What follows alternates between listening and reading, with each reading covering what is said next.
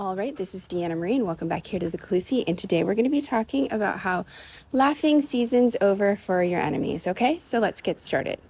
All right, today's Bible verse is going to be Genesis chapter 40 to verse 8. So you guys know that I say this every day. Open up the Bibles, get in the Word, pray, let God talk to you about what He wants to talk to you about, and I'm just going to give you my general thoughts on this. Okay, so for some of you guys, I know, especially if you're listening to me, you got thrown in a pit, man. Just like Joseph, you got slung in a pit, and people were, throwing dirt on you and doing all kinds of mean stuff, nasty stuff. But I want you to realize that's over now. That part of life is over, and you are getting ready to be unrecognizable to those people that did those foul things to you, and they are not even going to recognize your life. When God gets finished with it, you're not going to recognize it either, because of all of the wonderful things that He wants to do for you, because you did sit in that pit. And I always tell you guys, it doesn't say what Daniel was doing when he was in the lion's den, right? When he got thrown in the lion's den, it does not tell you what he was saying. Do you know why? Because that doesn't matter. What matters is when Daniel walks out, is he saying, God, I choose to serve you no matter what happened? Or is he saying, you know what, God, it's not worth anything to serve you. I didn't deserve this. I don't want to do it anymore. And so I'm over it. That's the end. That's all that matters. And if you went through that season where people did mean, horrible things to you, and you were in that pit and you sat there and you just had to take it, you didn't understand it, you didn't get it, but you did at the very end, you said, no, it is still better to serve God than to turn and walk away from Him. Then this is for you. Because He is getting ready to reward you for all of the trauma, all of the pain, and everything that you went through, yet you still believed in Him. Through it all, you still said, God, I love you and I serve you. Okay? And your life is getting ready to change in ways that you don't even understand. Like, think about when Joseph's brothers see him again. Okay, because it was all fun and games when they were, throwing dirt on him and lying, and, they took his coat, and then they went and made up lies about Joseph. Oh, he died. He got eaten by an animal over here. And, I'm sure they watched their father be sad, and they were a little smug about it and all kinds of other stuff. And then it wasn't funny after a while. It wasn't funny anymore because they started to feel bad because they were like, wow, what did we do? And there was no way for them to fix it. There was no way for them to come back and make a comeback or anything like that, because God was working on Joseph in a completely different spot, right?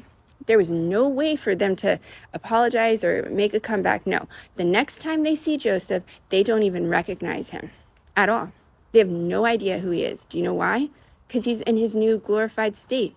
That's who God designed him to be. And God knew that they were going to do that foul stuff. And that's why He gave Joseph those dreams, because He knew exactly what was in those brothers' hearts. Okay? Same thing with Jesus. It was all fun and games when He was on the cross, right? And all the people were like, get down off that cross. If you're who you say you are, get down and save yourself. Save us. Go ahead, do it. It was all fun and games when they were saying that, right? It's not funny when He comes back and He's walking through walls and stuff. That's not funny anymore for those people. Now, if you've been serving Him, you're like, yeah, that's my God. Look at what He did. But if you were the enemies, if you were the one that put Him on that cross, if you were letting Satan use you, well, then it's not funny anymore, is it? But it's funny at the time, right? Your enemies probably had a real good time doing the stuff that they did to you, and God is getting ready to completely change your life. Your spouses are coming, your money is coming, your career is coming, everything that He has had planned from you that the enemy tried to stop is coming. And when you get it, because don't forget, Joseph changed overnight. Jesus changed in the tomb. It took 3 days. It did not take years for okay, now you're going to get this amount of money and now this. No. Joseph went from being in a prison cell to being basically vice president of Egypt in an instant. That's how God's going to do it. Okay?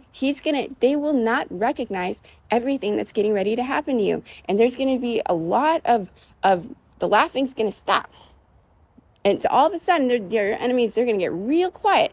because they're going to realize, oh my gosh, God has given this person the ring. Remember, Joseph gets the ring. That's a symbol for like power. That was basically like saying, hey, you're in charge of everything. I'm going to sit back here and oversee things a little bit, but basically you're in charge. I'm going to do my thing over here, but you're in charge of everybody over there, and I don't want to have to worry about anything. That's what God's getting ready to do for you. Make you ruler of your own land. Give you all of the stuff that he's always had planned for you, that Satan and the enemy and the people that he used wanted to keep you from. Those days are over, man. And I'm telling you right now, when you come back and God reveals who you really actually are, Joseph's brothers, they don't say anything to him. They got real quiet when they saw him, because they were like, whoa, he's like in charge now. And all of a sudden you can't do the same stuff that you were doing when Joseph was a little boy anymore. And that's what's getting ready to happen for you. You're getting ready to be able to have that moment. You're getting ready to have that's all of this stuff is going to stop. It's going to get real quiet on the enemy's camp side, because they're going to know that God don't play when it comes to you. And he is making you ruler of that land. So enjoy it. But also remember, Joseph doesn't toot his own horn, because he doesn't have to. Let God toot the horn for you, and you just do what he's asking you to do, okay? Anyways, like, share, and subscribe, and comment as always, and I will see you guys back here next time.